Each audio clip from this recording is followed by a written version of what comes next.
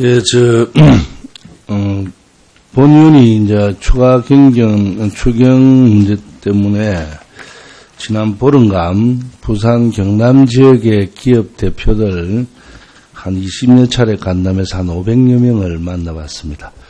실질 현장에서 넘기는 과연 체험이 어떨 것인가라고 제가 한 500여 명의 대표들을 만나보면서 참의 경제의 심각함을 다시 한번 느꼈고, 또 추경이 이왕 할 것 같으면 좀 빨리 하는 게 맞다. 대신에 추경의 규모나 여러 가지 이런 실질적인 지원이 과연 어떨까 하는 고민들은 많았습니다.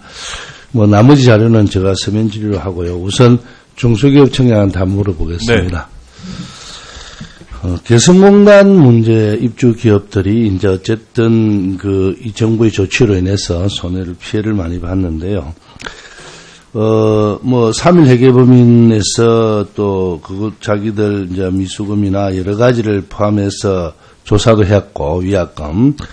또 지난 5월에 정부 합동대책반에서 6회에 걸쳐 6차 회의를 통해서 실제 지원하기로 한 금액, 또 청장님 잘 아실 것이고. 네. 지난 대통령께서 아마 2월 16일 날 국회 국정연설을 통해서 말씀하셨을 때 개성공단에 투자한 금액의 90%까지를 신속하게 지급하겠다라고 말씀을 하셨죠. 네, 그렇습니다. 그런데 중소기업청도 지난 5개월 동안 정부 합종 대책반 산하 기업 지원 전담팀에 포함돼서 활동을 했죠. 네, 그렇습니다. 그렇다면 대통령 약속이 지켜졌다고 생각하십니까? 그러니까 대통령께서 말씀하신 거는 이제 경협 보험에 의거해서 보험에 든 기업에 대해서는 90%까지 지원하게 되기 때문에 그거에 대해서는 다 지키신 겁니다. 그런데 이제 이번에 그 지원 대책에는 보험에 들지 않은 기업들까지도 사실은 배려해서 그런데 이제 네. 대통령께서 그렇게 말씀하시면 이제 중요한 거는 어떤 한 업체가 원부자재 협력 업체입니다. 업체가 보통 30억에서 많게는 100억까지 이제 부자재를 갖다 놨어요. 네. 개성공단에. 근데 하나도 못 건지잖아요. 근데 그 부품은 어디서 생산했느냐 하면 우리 한국에 있는 진짜 영세 중소업자들이 그걸 갖다 난 겁니다. 지원한 겁니다. 그분들에게 예를 들면 한 업체의 협력업체가 피해 자료를 제가 받았는데 놀랍게도 협력업체가 한 업체에만 246개가 있었어요. 네. 그런데 거기에 종사하는 인원이 2,400명입니다. 평균적으로 한 10명, 5명 이런 분들이 이제 부자재를 만들어서 A라는 회사에 납품을 했겠죠. 그런데 그분들이 받는 돈이 대통령 90%를 준다 했거든요. 그분들 당연히 그래 알고 있을 거 아닙니까?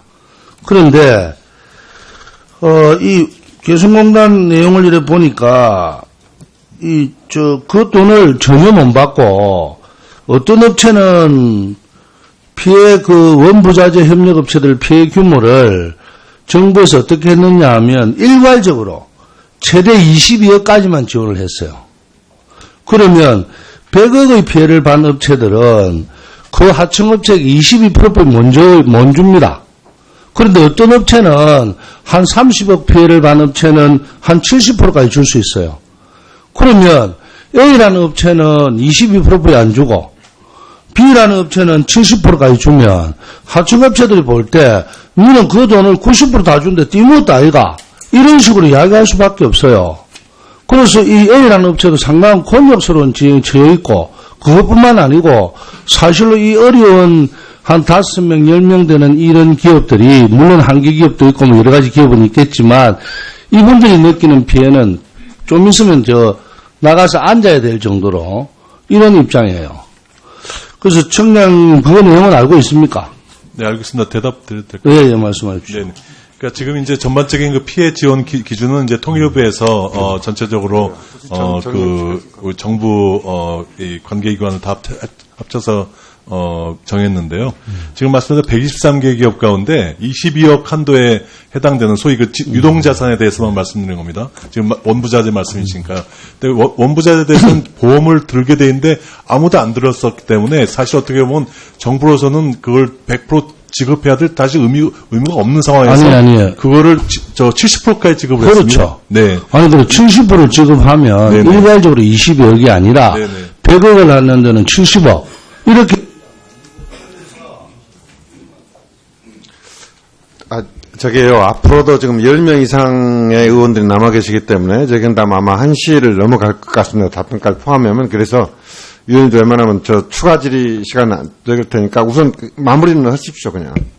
그리고 이에 본의원은 대통령이 약속 이행을 위해 정부가 피해를 인정한 유동자산 1,917억 원의 90%인 1,725억 중 이미 지원이 확정된 1,214억을 뺀 나머지 511억 원 규모로 중기청이 직감적적으로 지원할 수 있는 추경을 편성해서 오히려 몇천 명이 직업을 잃고 실적된 상태에서 있을 수 있는 곧 그렇게 됩니다. 그 22%만 주면요.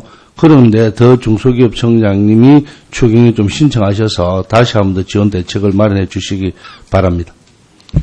네, 말씀드릴까요? 네.